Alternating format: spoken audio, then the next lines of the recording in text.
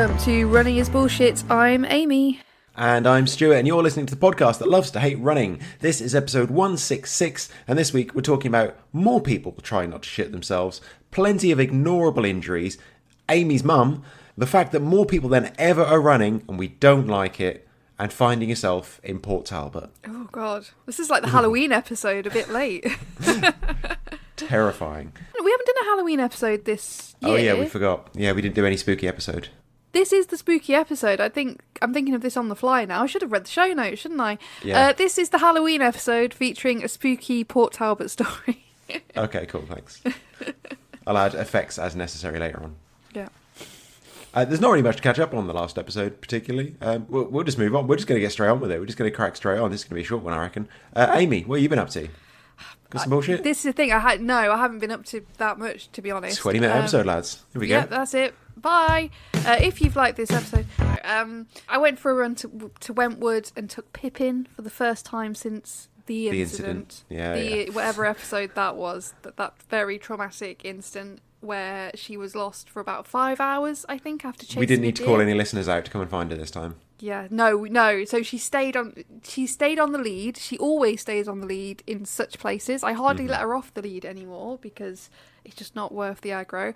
But yeah, she went totally mental on the lead as well, sniffing all over the place. Definitely a lot of deer activity out there.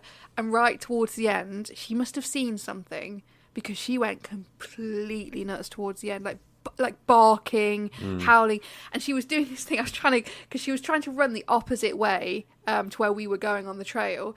So I was like, "Come on, keep coming!" I was having to pull her along, and she had like dug her nails into the trail and was going. And I'm like, "Come on!" Because there's just no getting through to her at all.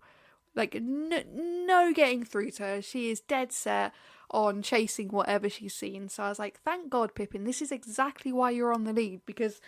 You would be gone. She'd be gone again. She'd be absolutely gone again.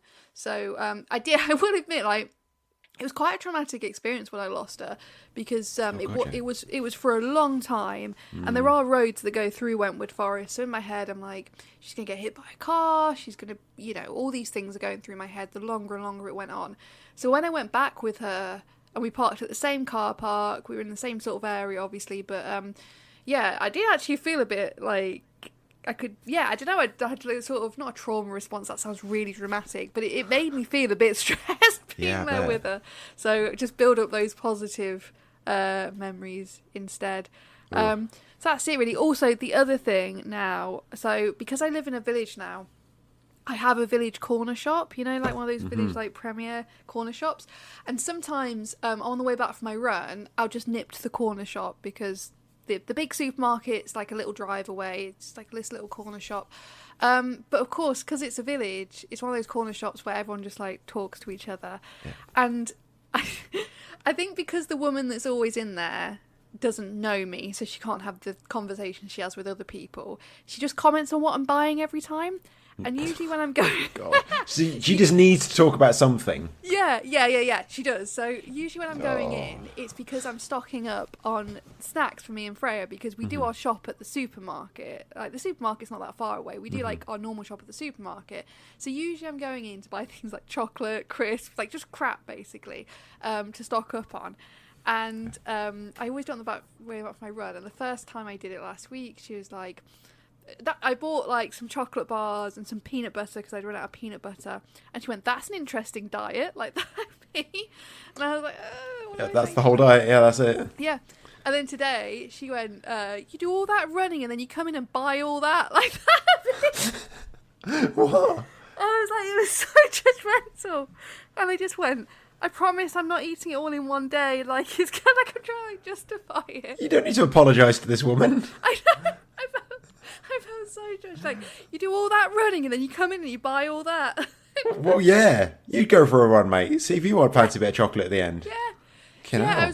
I was buying, just so everyone knows, I was buying like 3 of the multi-packs of chocolate that had like the 3 bars in, and then some singular bars of chocolate. And but firstly, they're not just for me. Even if they were just for me, and even if I was going to eat them in the next hour, none of your business. But they weren't just for me, and they are going to last more than one day. But I just felt the need to like justify myself. So now, and I knew it as well. I walked in, I was on the phone to her, and I was like, "Oh, is that woman? Is that woman? Of course, it's that woman. It's going to be the same bloody woman every time, isn't it?"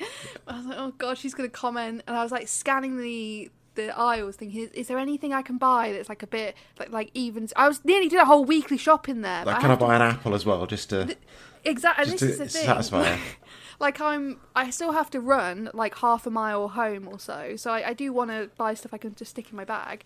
But I was even looking for oat milk. Of course, they don't have fucking oat milk. It's a little village shop. But I couldn't find anything else to buy. So I was having to buy just all this chocolate again. But yeah. So yeah, judgmental woman. Wow. In the shop on the way home. And now I'm like, well, what am I supposed to do when I'm running home? I feel like I can't go to the shop now, but I need to go to the shop. I don't know. Yeah.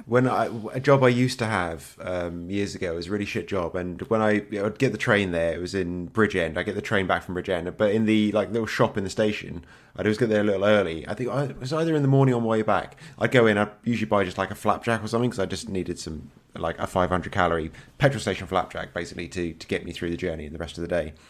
But it got to the point where I'd walk in and she'd be like, I could see her expecting, be like, "Oh, which flapjack today then?" Because there was different flavours and I have a different flavour each day.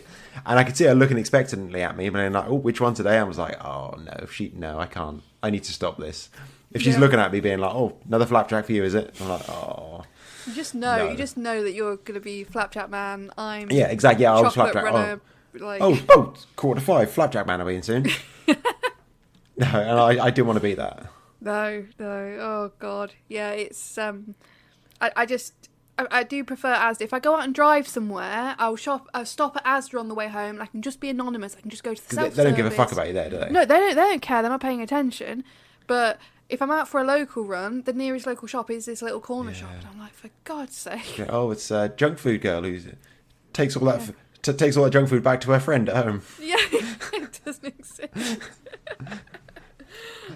So yeah, that's wow. That's what's been happening with me. That's it, basically. But there was a tangential link to running there, so that's okay. That's good for you. It's very much related. It's, I wouldn't be going to the shop if I wasn't going if I wasn't going for a local run. I wouldn't just walk out to that shop, to be perfectly honest. So it is related. Yeah. Mm-hmm. Well done. Anyway, how's your week been? Well, I said a couple of weeks ago I did the Wineback Fell race, and as I was sitting at the end looking back at this kind of wonderful kind of mountain and ridge, I just decided then I needed to go back and do it again as a walk, and so I did that a couple of weeks ago. Just went and did it as a walk, took a day off work, good way to spend a day, and just went for a nice 3.5 hour walk up on top of the ridge. Took William as well, so he got to run around a bit. I had to have him on lead most of the time because it was very misty and there was a lot of sheep around, so I kind of had to have him on lead. Very excited to meet another couple coming the other way with 3 Kelpies all off lead, being very good dogs. Oh my God, so I was very impressed with them. Yeah, no, I was very excited about that. So I got to say hello to them. I think one was called Squid, and that amused me quite a lot. And then, but while I was on the top, because it's once you get to the top there, it's like 800 metres high, so it's pretty high. And so there was just no views because the mist level is just way below that. So just in the mist for a lot of it. The views, the really kind of amazing views that when I was running, I went, wow, didn't see any of those. So that was disappointing. But then when I got down the proper Dragon's Back itself, it did all clear. We kind of dropped out of it. It cleared up and you could see it all and it was beautiful. Yeah, so I was really, really happy. It was just really such a great route to go and do. And then went to a slightly too expensive pub in Crickowell, which is, I think probably all of them in Crickowell because it's quite a posh place. It's one of those ones, kind of, you go in, oh, this is a nice pub. You kind of get the menu and you look at the menu like, oh, fuck, it's just a bit more than I want to spend on a pub lunch. It's when they don't have a pound symbol next to the... Have you noticed that? When they don't have a pound symbol next to the price. Oh, even if it's just 18.2. Yes, yeah, that's what I mean. They have the whatever the dish is, ... Yeah. 20.50. Oh no, there won't be a 50. It'd be 20.5. Oh yeah. They always miss off the last decimal place for some reason. Yeah. Don't like that. But yeah, it was one of these ones. I'm like, I just want a pub lunch, and your standard kind of the main meal there was 18 quid. I'm like, it's just a bit more than but fuck it, why not? I'm hungry now. I've been walking 3.5 hours. I need a big meal. So yeah, very, very nice. Can very much recommend doing fell races as walks. Lovely, lovely place to go. I only fell over once, so that's pretty good. It's fairly slippery. But, that was pretty good. So, yeah, covered in shit to go into the pub as well. So I didn't mind that too much. Also, last week there was the Tumbalum Terror. It's my local race. It's the one I ran last year. Really, really enjoyed. So I thought, why not? I'll just go and help out. I'll go and do some marshalling this year. I messaged them at first being like, about a month ahead, thinking I'm probably a bit early. But I'm like, just to let you know, I'm available if you need a volunteer. And straight away they said, no, it's fine. We've got loads of volunteers. We don't need anyone. I was like, okay, fine. And then like an hour later, someone else was like, no, actually, no, we do need you. So obviously someone had mentioned it and they've gone, no, don't turn people away.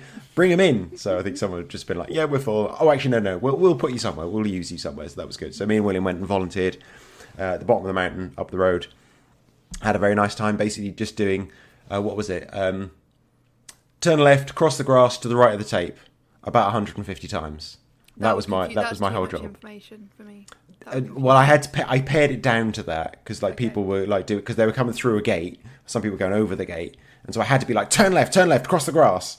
Because even like saying turn left, people were just looking at me like I was insane. So I had to add in across the grass. They were like, okay, there's grass there. I'll go that way, and then to the right of the tape.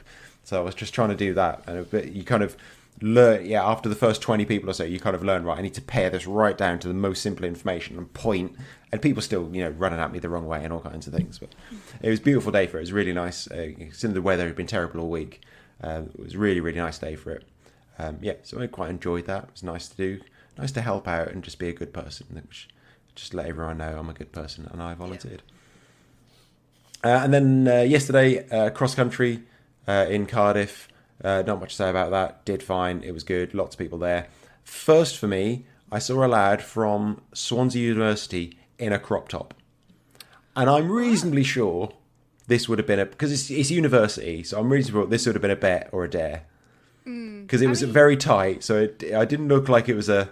I don't even think you can get male fit crop tops. I don't think that's a thing. So I think this was just a very tight one he'd borrowed, possibly for a dare or he'd lost a bet. Because he's 21 or something, so... You want to feel the breeze, but... Yeah. Keep the nips under control. It's a bold move. I'll give him that. I'm not going to criticise. Good for him if he was comfortable, or possibly not. As I said, I don't think he did it because he wanted to, but it's still ballsy to do it. It was a big field. I think the senior men's race was 600, so it was a big old cross country race. Yeah, I saw two guys the other day in the village. It was chucking it down with rain, freezing cold, running topless. Lads. I think it's just too much David Goggins, isn't it? It's too, yeah. In November. Yeah. They're running topless in the rain. Yeah, I was in the car and I was like... Perhaps they had really sore nipples. Well, yeah, I did think that, the chafing side of things. But Freya was with me and she's like, what are they doing? Why are they running topless? But you're right. I think the chafing aspect, I do kind of understand. I had... when I was running in the rain the other day, I chafe just at the bottom of my shorts, so just on my leg. I don't normally chafe, but I chafe so bad that when I got home and I realised and I looked down, the sight of the blood actually made me quite nauseous and woozy. It's actually bleeding. Yeah. I don't like blood. No, I really don't like blood, and it was that bad that I nearly fainted. So yeah. Wow. That's pretty bad. I've gone off on a bit of a tangent now and cropped off. Yeah, but how are you not throwing in blood from your shorts? Throwing that in early. Yeah, I forgot about it. Tried to repress that. Until we talked about chafing, and yeah, I don't usually chafe, but when I do, it's just in like a random place, like sometimes on the back where my waistband is on my back, or like I said, it was like right at the bottom of the seam of my shorts, like right at the very bottom, it's like mid leg, and it just it was like when I got home, it was just like a massive circle of blood. I know, and it made me proper woozy. I had to get in the shower and just get it sorted because it made me proper lightheaded. I looked at my short and I was like, whoa. Yeah. I've just got that very basic thought of like, God, running is bullshit, isn't it? Yeah. It's fucking horrible. And it's been that, also like the topless guys, it's been that weird weather recently where it might have been raining, but it probably was still like 15 degrees. Yeah, that's the other thing as well. I've been running in shorts and t-shirts still. I think I've worn a long sleeve top like twice so far. Yeah, it's been very strange. But men in crop tops, I'm not sure if that's a thing, but good for him. I feel like it could be a thing. I feel like if you want to keep it modest, you want to hide the nips, but you want to feel a bit of breeze, go for it. Yeah, good for him. If you want to support this podcast, you can go to patreon.com/runningisbullshit. You can give us money every month. Everyone who's given us money this month are these people. Martin, Captain, Steve, Pete, Brian, Simpson, Ian, Hales, Alice, Newstead, Richard, Sky, Victoria, Dig, Tom, Alcock, Karen, Shaw, AP, Gemma, Roberts, Cathay, Robert, Neil, Denton, Jane, SB, Anthony Howe, Spencer, Aldred, HP, Shambolic, Adolf, Paul, Hibbert, Steve, Robson, Elizabeth, Reese, J. House, David, Teetle, Claire, Dina, Elliot, Line, Graham, Hatton, Sandra, Hind, Amanda, Murray, Hind, Daniel, Braun, Rachel, Bentley, Victoria, Magnus, Bob, Lee, Wood, Penny, Simpson, Tony Bates, Len, Martin, Sherry, Grubbs, Gabby, Thomas, Naya, Bill, Lee, Tara, Milligan, Kiara, Ellis, Cat, Abigail, Hardman, Ken Smith, Mark Willis, Ray McQuinn, Charlie Neverson, Drew Edwards, Samantha Laughlin, Andy Robbins, Rachel Cornwall, Larry Warren, Cat Williams, Lisa Gibbon, Matt Jazowski, Angela Foster Swale, Karen Blade, Derry J, Andy Nichols, Matt Dewey, Matt H, Mike Gascoigne, Cheryl Curran, Victoria, Cousin Francis Howell, Nikki Genders, Elizabeth Shaban, Debbie Hurley, Gail Seal.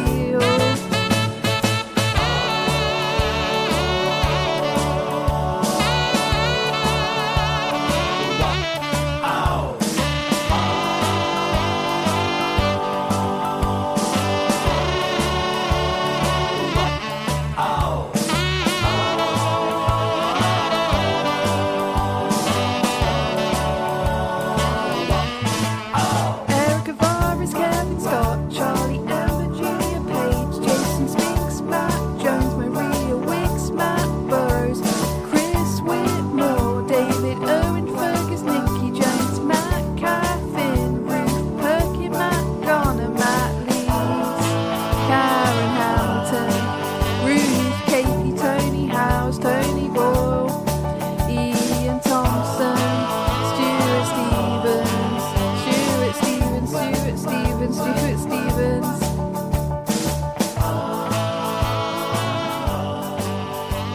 Don't forget to get in touch with your running bullshit on Twitter, Instagram and Facebook. Just search Running is BS and let us know why you particularly hate running this week. In continuing, people trying not to shit themselves news, we have Carl Johnson, is the latest on the list, who said, I planned my long run route this week to go past a public restroom, just in case, only discover it closed for the season. Luckily, I was able to... winter, I guess. Shooting season? I don't know. People don't need to shit in the winter, that's why. No, people don't need to shit in the winter. Luckily, I was able to hold off the urge and didn't have to resort to a wild poo on an all-too-public path. Well, we're all relieved about that. Yeah. I mean, the thing is about public restrooms, it swings and roundabouts, because if they are open all the time, that's sometimes not good either. Sometimes you're better off having a wild poo than visiting the open 24/7 restrooms. Yeah. Probably safer. Yeah, because if this one is like a local park or something, I guess people aren't using the park as much over winter. It's not worth staffing over winter. They haven't got the money to pay for it. I don't know. Sherry Grubbs says, armchair running critics are bullshit. For example, there are those people who say running a marathon doesn't count if you walk at all. Recently, I played Fallout 76, online with someone I met through someone else, and I have soured our friendship since he mentioned that he didn't think my pace counted as running. By the way, he's not a runner. You didn't need to say he there. We could have guessed the gender. You did, and you didn't need to say, and he games online and doesn't run. Yeah, of course. Of course. I hate that, though. I hate other runners.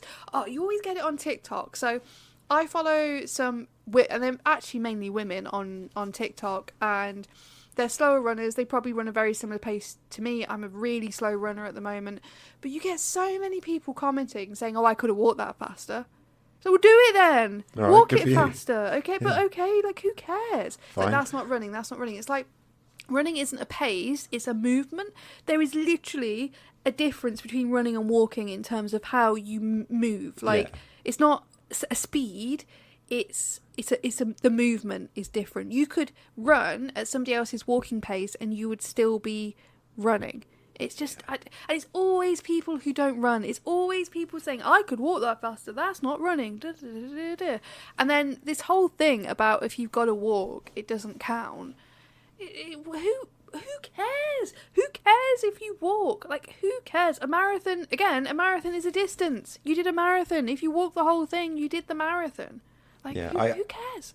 I still have to tell people that you can walk in a run. As part of a run can be a walk, and even in a race, and it just doesn't matter. Because I think there's a lot of things for new runners. They want to run the whole distance. They don't want to walk. They see walking as a failure. They see walking like, if I walk any of this, I haven't done it properly. I want to run the whole thing. And like that's people, the targets they build up. I still find myself saying like, it's fine. Like, especially on like hilly runs, it makes sense to walk. You don't need to run up these hills. No one else is. Like, all these guys in front of you might be much quicker than you. They don't run in these hills because it's stupid. It's fine. It's fine. But it's one of those things everyone needs to learn for themselves. I think everyone's got that thing of, no, I have to run this whole thing. But then occasionally they probably will start walking and they realise, oh, actually, this is all right. This is fine. It doesn't actually matter and no one else cares. No, and it'll be a lot nicer for you. And I understand you might go out on a training run, and part of that training may be I want to run consistently, because I can get really lazy and I can just walk sometimes. And sometimes I'm like, right, I'm going to try and just run consistently, even if I slow down. But more generally, especially on long runs, I don't care. I really don't care how much I walk. I think with trail running, sometimes I even walk because the trail is technical for me, and I'm thinking, I don't want to sprain my ankle. It's not worth it to sprain my ankle in the middle of nowhere. And yeah, I just, especially people who don't run, why are you commenting? Like, why are you commenting? Well, I know why, but yeah. There's something I saw earlier this week actually about the marathon majors, and it was just kind of it wasn't quite an article. It was kind of a long post on Facebook from a running news kind of website. I can't remember which one. And it was basically kind of have a little bit of cynicism about the majors and how important they are, and the fact that you don't have to qualify for most of the races. You just pay. And really, a marathon major, if you do all 6, it's kind of a reflection on the fact you have money rather than the fact you are a good or talented runner. And so I kind of thought, yeah, okay, that's good. But then, unfortunately, I think they kind of ruined their own argument, because it's all the thing that people focused on in the comments when they said a lot of these people may be doing it in 5, 6, 7, even 10 hours. Does that count as an achievement? I'm like, yeah, let's not get there, because people have still done a marathon. It's still very hard to be on your feet for 10 hours. Yeah. I can kind of see your point of, if you think doing a marathon is about running fast and being under a certain time, okay, but that's not everyone's aim. I think the point of their article they should have focused more on is the fact that you pay. The people who do the marathon majors are the people who can afford it, or the people who are incredibly good at raising money. Yeah, and so it's not running talent, it's not ability, it's not necessarily hard work to get to. Obviously, you have to do that kind of work to do it. But then a lot of people sign up for these marathons and they don't really do training. They don't put in the hard work, but they do it anyway. They kind of run it and they get round it and they've got a medal. But that's the thing, always like, yeah, I've got a medal at the end of this race. I'm like, yeah, but you paid for that medal. Yeah, exactly. Remember that. And I think some people train really hard and will still be slower and do it in longer times. But if you're, that's, everyone's different, and they have cut-offs at these races for a reason. As long as you're in the cut-off, like, why does it matter? You finished the race. Yeah. It's 26.2 miles in Milton Keynes, the same as it is in Sydney. But just the one in Sydney gives you a bigger medal and has cost you $4,000. Yeah. And so it's only the people that have $4,000 that have those medals. So does that dilute the achievement a little bit? And I just thought that was a better angle. But it's just the way they then mentioned about pace, and obviously in the comments everyone just shat on them for saying that, which I think bit of a misstep. Yeah. Anyway, this is the spooky part apparently. Ooh. Ian Hale says Port Talbot is BS. After a fairly rushed mission along the coast path, we got to the rail crossing a couple of miles from the finish to find not only is it closed, but the official detour would be about 7 extra miles. With a bit of inventive navigation through broken fences, Amy would be proud, though we didn't meet any friendly farmers, we found a 3.5 mile diversion along a main road with limited pavements. To top it off, the prize at the end was to be in Port Talbot. I'm interested. Do you mean you met angry farmers or you just didn't meet any farmers? Yeah, probably none at all, I think. That would have been a better story. Oh.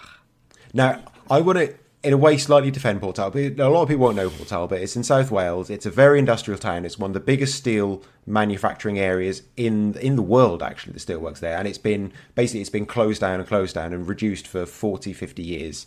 And everyone in the town at some point has worked in the steel industry or for the steel industry or around it somewhere. So obviously loads of people don't have jobs. The jobs that are left aren't very good. And in my opinion, there are political decisions that were made to not give new jobs to these people. So of course these towns are going to be shit. And I'm sure there's these towns all over the country, especially up in like the northeast and things like that, where the industry's gone away and just nothing's replaced it. So of course the town's a bit shit. You can't really blame them for that. So I try and, when I talk about a place being shit, I do try and reframe it in my head a little bit. I'm like, of course they're shit because people have decided they're going to be shit because they didn't care. So, but to be fair, running around that bit of coast path is very miserable because there's a massive like fucking great steelworks there, and there's a load of pollution in the water. It smells, it's ugly, and running around there's not very pleasant. And then when you have to run 7 extra miles, and I checked on the Wales Coast Path website, and yeah, there's just a tiny little stretch that's closed, and here's the detour, and it goes way inland, all the way along an A road, and then back through the town. I'm like, it's such a long diversion. It's awful. I hope they're running the coast path along there because they're doing some sort of thing with the coast path. Because if you're going out to Port Talbot anyway, if you just go above the town, like into the valleys, but there's some amazing runs up there. Hopefully they're just trying to tick off that bit of coast path. Yeah, because that's the only reason I did it. Yeah, if you're going towards Port Talbot, like all those, is it Bridgend, that area? Like all those valleys up there are absolutely stunning. I used to run around there all the time when I lived over Cardiff way, and there's some really stunning runs above Port Talbot in those areas. But yeah, I imagine the coast path's a bit shit. Yeah, I bet that was years ago. It was my birthday run, and I went from Port Talbot to Swansea, and it was so awful. The whole thing was terrible. There was like these horrible canals full of rubbish and like shopping trolleys, and literally just litter everywhere. There's fly tipping. And it was just an absolutely miserable run. That it was awful. Love South Wales. Beautiful coast path. It's all fantastic. Yeah. Callum Burrell says, muscle tension is BS. I got my left ankle looked at by the physio about a month after I realised there was a problem, and it has taken me 3 months to get to the point where I'm in a position to do a 5k run again. Initially, I thought I had jarred my ankle whilst getting into a taxi right after the round Sheffield run at the end of June. I continued to do the 2 races I'd booked for July, an excruciating 10-miler and another just sub 60-minute 10k along the canal side in Manchester. A trip to the physio was only decided after being in complete and utter pain after the 10k. Why do we always think that we can somehow just run through the problem? It is suspected that I overused my last pair of trainers by a few 100 miles. I very much enjoy you did the round Sheffield run and hurt your ankle getting into the taxi afterwards. Yeah, that's very impressive. Yeah, that's how it usually works, isn't it? I mean, I don't think overusing your trainers would cause your ankle to do this personally, but that's because I don't subscribe to the whole running shoe I think after a while they can get really worn. I know some people seem to think like 501k is going to be awful, but if they're really worn down, they're really flat, it can be pretty bad. I reckon you could have stuck it out for another few races. and the problem might have gone away on its own. Yeah. I think it's worth trying. I think you need to give these injuries at least a year or so. If at the very minimum, I would say 6 months, you need to give an injury before you give up and go to a physio, because that is admitting failure. Yeah, that is defeat. You need to be at the point where you're going to A&E. Ideally, if that's like a genuine consideration, I think, you can probably go to a physio there. But I would say give it good 6 months. Keep running on it. Keep your normal volume. Do as much as you can. And it might go away on its own. Yeah, I mean, that's how it usually works. Stuff just goes away on its own. Just don't worry about it. Or just kind of move somewhere else. And that's a different injury then. So you need to start that clock again. Yeah, exactly. Jason Newell is a little behind this curve and said, starting to think the pain in my foot I've had for the last 4 or 5 months might be worth checking out. You got another month or so. Yeah, I won't worry about it. See how it goes. I reckon you'll be at another couple of races. Give that a go, and it'll probably be fine. Yeah. Ria Eris says, spraining a glute muscle is a total pain in the butt. Well done. That's very good. And Simon Malaschik. Oh no, I've gone full Amy. Simon, who clearly goes on holiday to a Leavenerife, replied saying, tearing your arse cheek muscle is definitely bullshit. Speaking from experience. Oh God. All right, you had to go one better, didn't you? God, tearing your arse cheek muscle. That is, whenever I hear about like tearing muscles, I just think of.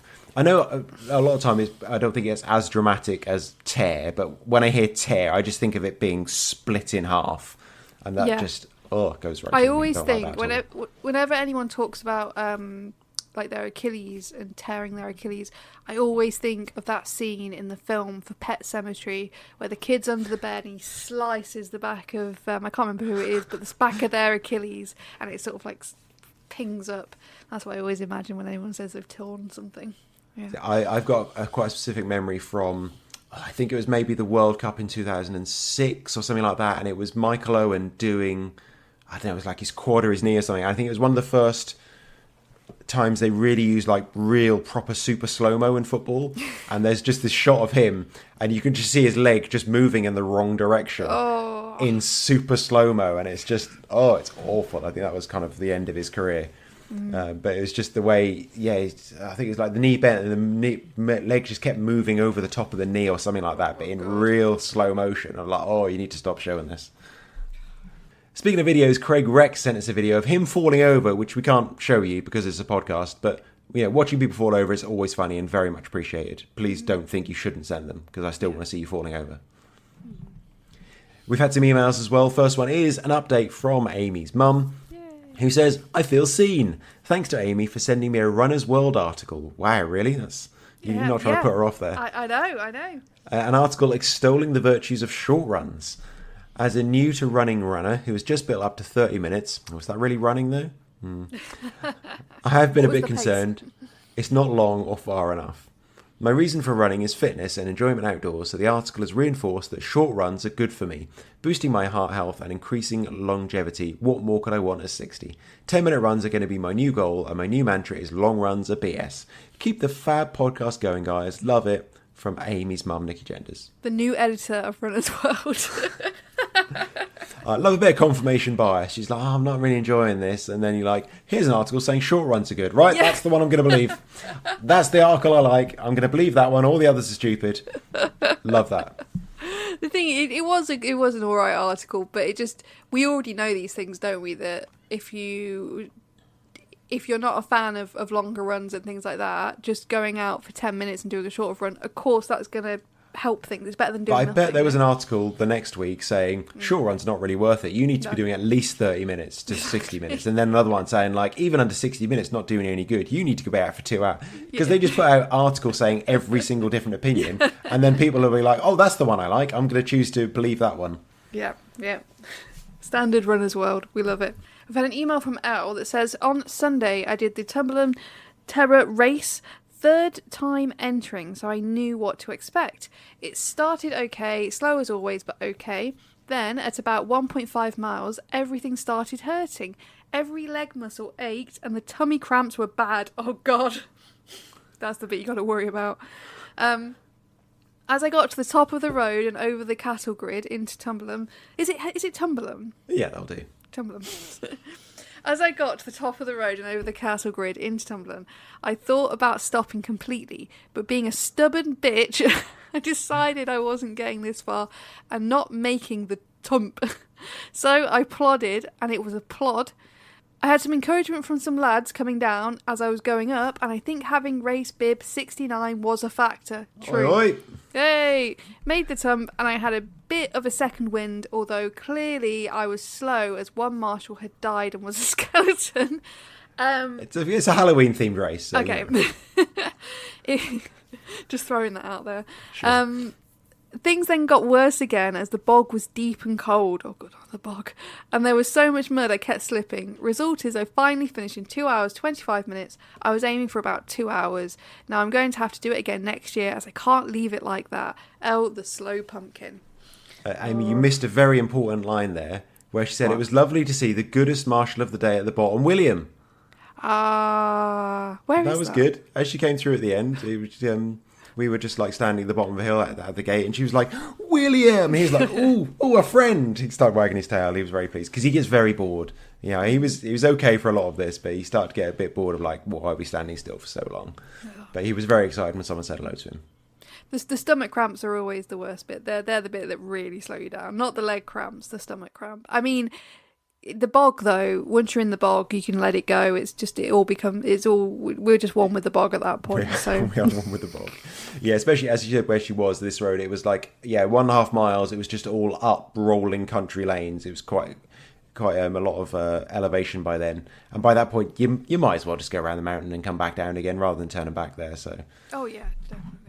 Yeah, well done finishing. Yeah, I'll see you again next year. Next email says, Hi Amy and Stuart, I hope you're keeping well. So it seems like we're very much going through a running boom at the moment, which is great, the more the merrier. What is not so great, however, is how fast things are selling out. Last year my local marathon sold out about 3 months before the big day. This year it sold out 6 months in advance. I don't know what run I'm doing tomorrow, let alone which races I'm doing in 6 months' time. This is for a pretty small city marathon too, one which hasn't even moved to a ballot system yet, although I can only assume that this is probably on the horizon now. It's great seeing more runners on the streets these days, but if they could not book things out 6 months in advance, that would be great, thanks. Keep up the great work with the pod, Jason. P.S. I take it back, the singing isn't that bad. No, it absolutely is. That's something we pride ourselves on. And you know what? 6 months in advance, you're doing well. Wherever you are in the country, 6 months in advance is not bad at all. In this area in South Wales, races regularly go a year in advance. That's why Cardiff Half went to a ballot, because it sold out in one day, a year in advance. There's another race, it was last year, and it's a nice race. It's from Brecon to Merthyr, so it's a point to point, all the way across the beacons. Sold out a year in advance. A 14-mile race, on quite difficult terrain. Sold out a year in advance for just like, to me, it feels that's just like a normal race, but you have to plan so far ahead now. It's so difficult. But I think there needs to be more. You know what was a shame? I think it was over the pandemic. A lot of the smaller races didn't survive, and what I mean is because I know there's still club races that are really popular, and I really encourage people to go. But those sort of in between a club and a big race. I'm thinking mainly trail races here.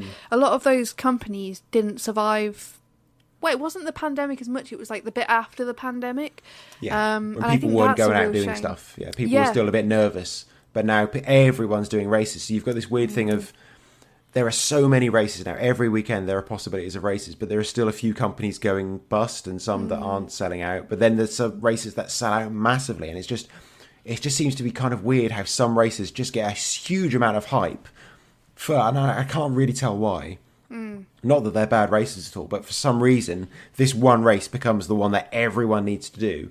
And then there's all these other ones that kind of get forgotten about. And it's really difficult to figure out how it's working and just how you get your head up amongst all these races to get noticed. It's really difficult. I'd encourage people to also do their own quote unquote races where you get a cool looking route, drive out somewhere, stick some stuff in your car for before or afterwards, and like do your own little time trial route. I know it's not the same as racing, but what I mean is like go out and try different routes, download some things off the internet and get a watch that can do your GPS and just go out and explore different places. You don't have to do a race. If you're particularly into trail running, you don't have to do a race to do that. I know that sounds silly, but like that's what I do sometimes. If I'm really fancying like a change of scenery, I'll go and drive an hour to somewhere new, get a route. You can even do like the race you want to do. You can even get that route usually and go out and run it yourself. Yeah, a lot of people do races to go and explore a new place, but I'm like, just get into maps a little bit. Just a tiny bit, and just find your own. There's plenty of places to go. It doesn't always need to be a race. Yeah, exactly. That's what I'm trying to say here. Like, you don't always have to do races, and I understand the point of races for people, but also, like, go out and do some stuff yourself too, It is just very difficult. It would be nice if it was a bit more like it used to be, where there's a race in a month's time. I don't know if I want to do it. I'll decide closer on. Or there's someone else you're talking to. I'm doing this race in a couple of weeks. You should come along. But you just can't do that anymore because everyone's booked every race months and months and months in advance. And there's a lot of the fell races around here recently as well. A lot of them have moved to online entry. And because they're online entry, they're selling out. And again, like some fairly small, medium kind of fell races are selling out 2 months in advance. And even that's just really bizarre. It just feels very strange. So there are too many people running, and I don't like it. Let's drink some tea instead. Ooh. We're partnered with Bird and Blend Tea, and that means we'll tell you what tea we're drinking. If you like the sound of it, you can go to runningisbs.com/tea, click on those links, buy some tea if you want. It's very much getting into Christmas. There are loads of Christmas teas. Bird and Blend, fantastic for gift sets for Christmas. I haven't had any of the Christmas teas yet because I've got the advent calendar sitting in a cupboard waiting for me. I've been very tempted, but I'm not. I'm waiting for the advent calendar.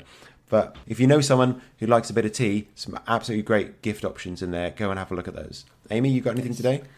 Just cream egg tea, so very festive. Of course, yeah. I mean, I'm already on Jesus' crucifixion before he's even been fucking born, so, that's... it's the wrong sort of order, isn't it? But yeah, I've also got my advent calendar. I've got my matcha advent calendar waiting for me. So, and everyone's going to look forward to what's going to be the treat tea and the punishment tea from the matcha advent calendar. Because there's usually the festive matcha. There's usually a good amount of punishment teas in there. Because I'm not a fan of a lot of the festive flavours. So yeah.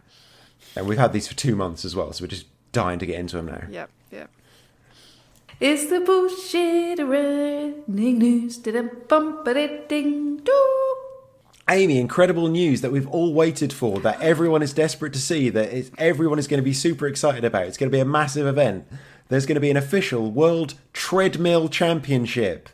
Oh, wow. Brilliant. You mean those things that they designed for prisoners to like spend their time on? Great. Yeah. The thing that was literally invented as a punishment for people in workhouses. Amazing.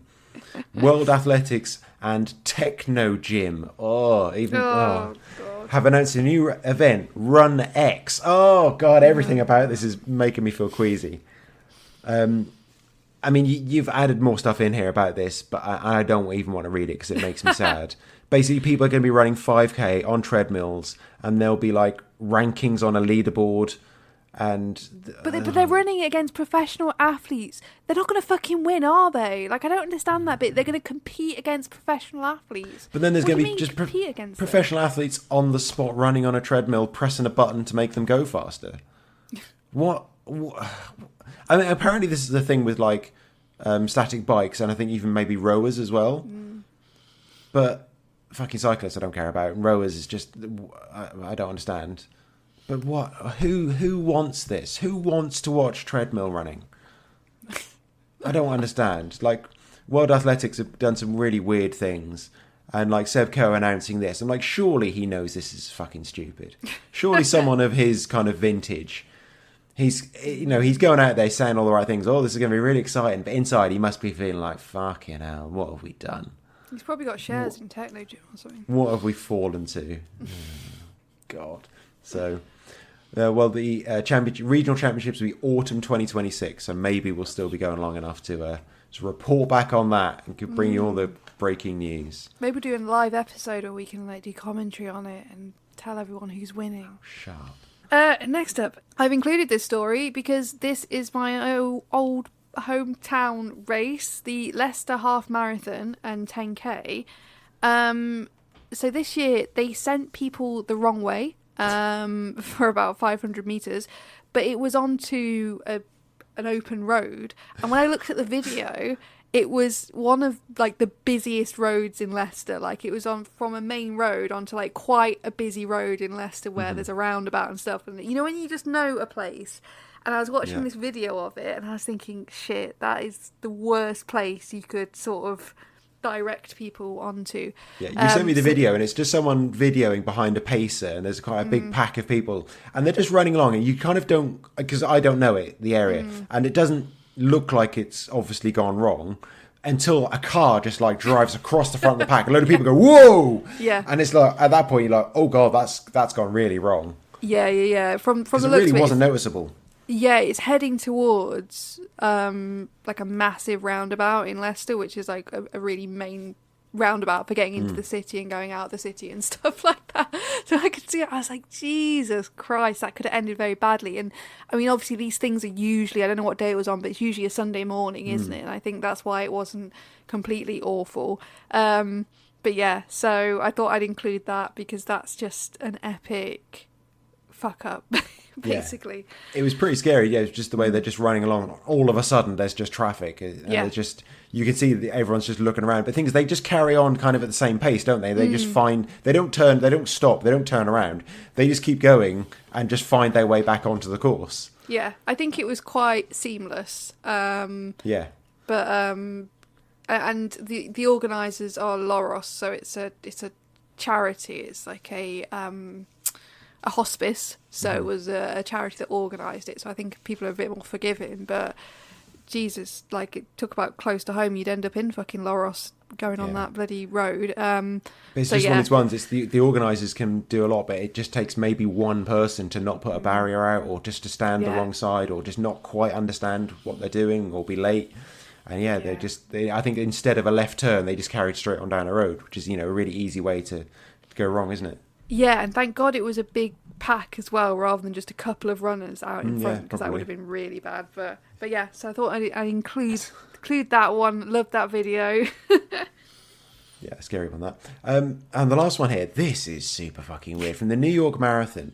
So MasterCard have a priceless start program, which provided a special earlier start time for participating individuals, including influencers. So this group, which also included media and other VIP guests, began the race at 8:25 before the elite women, who went off at 8:35, and before the elite men, who went off at 9:05. So you can pay or be an influencer to start the New York Marathon before the elites. That is fucking insane. How are they...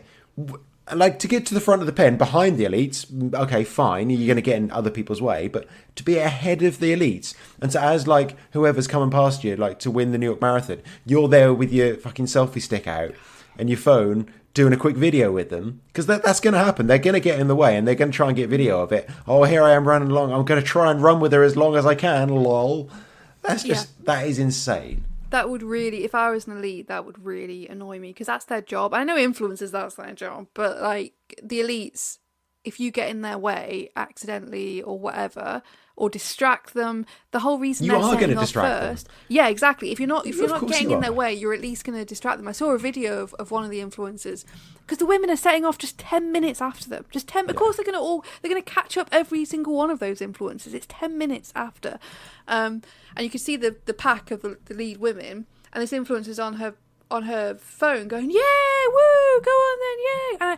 And I know, like, with the crowds and stuff, of course they're going to be cheering for the elites, but I just think that's different from somebody actually being on the course and in the way. It's really distracting. Like, for those elites, that is their job. They need to concentrate. They're going to be used to crowds, but they're not going to be used to that like one or two people that are going to be like, yeah, woo, with their cameras out. It's just, it just seems insane, and it also makes me laugh. Like, why do these companies like MasterCard, why do they call them priceless when it costs a lot of money? You can actually pay for it. Yeah. It's priceless. It's like, no, that means like going for a walk in the woods is priceless. That time with your family is priceless. This is not priceless. This would have cost me. This would have cost me. It's literally not priceless. So I'm just kind of looking through it. I'm pretty sure. So the way to get in that was $1,750, which isn't. I was thinking, like, in a way that's not that much money. There's a lot of people who would pay that. Yeah. Who would pay $1,700 to start in front. But it's not and priceless, just to get, is it? But no, it's not priceless because you can pay for it. And the only reason it's priceless, it's never been done. It's because they're the only people stupid enough to do it. This is a stupid idea that should not be done. That's why it's a priceless experience, because hopefully it never happens again. What I don't understand is influencers, if you want them to do all this content for you and things like that, why would you start them off first? Why aren't you instead offering them a free entry, which a lot of influencers do. So they film content and basically advertise for you, but they start with everyone else because that is the experience of the race. That's the experience. If they're looking for publicity, your experience of the race is going to be with the crowds, which some people like, and having all that. They're just going to be overtaken for 4 hours otherwise. You start out in front like that, they're just going to get absolutely dicked on by all the good runners for hours. Like, why are you advertising the race like that? It's weird.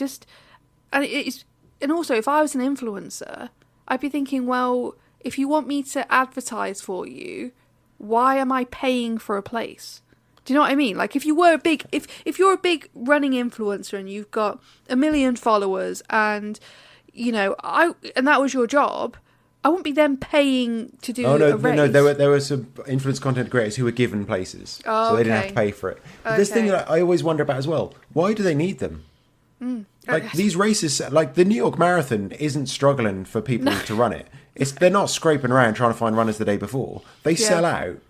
You don't need influencers there. You don't need content creators to make all this stuff. I mean, I suppose they would argue this is why they sell out, because they do all this work. But I'm pretty sure without them, they would be okay. I'm pretty sure if they just didn't include any, they didn't give them any free shit, they would be fine. Because they would just enter the race themselves anyway, and they would make the content for you. They're always going to do it. You don't need to give them free stuff. And I just think, as ever, the problem with all this stuff is not necessarily the influence, it's the influenced.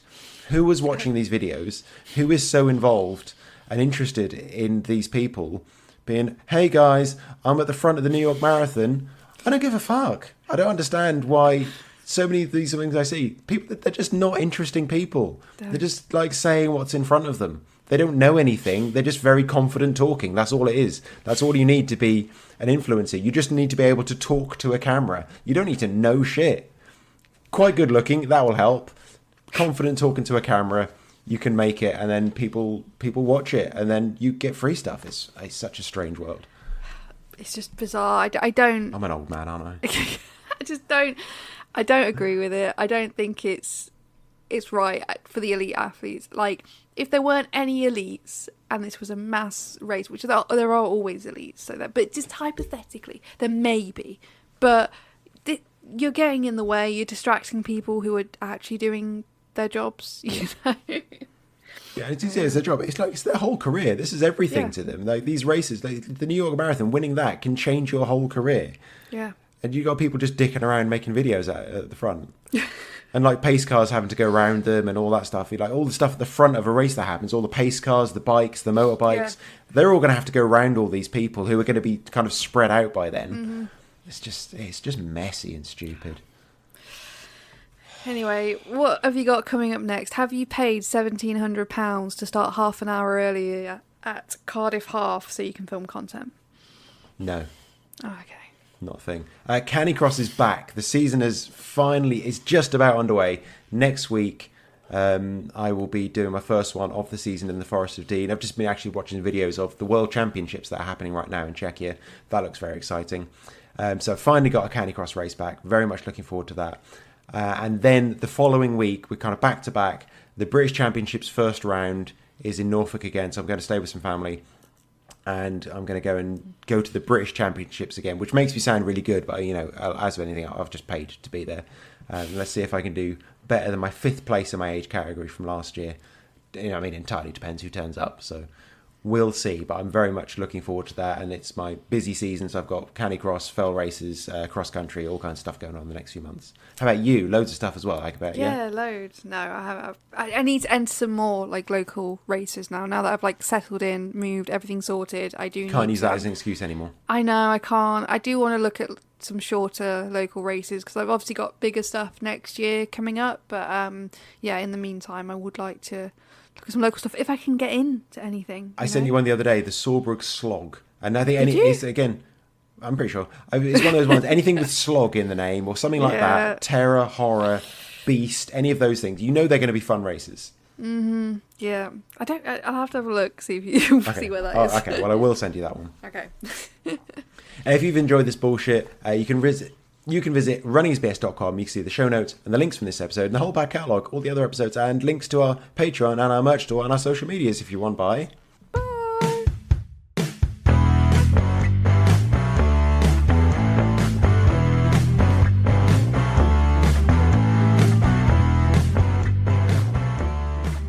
People don't need a shit in the winter.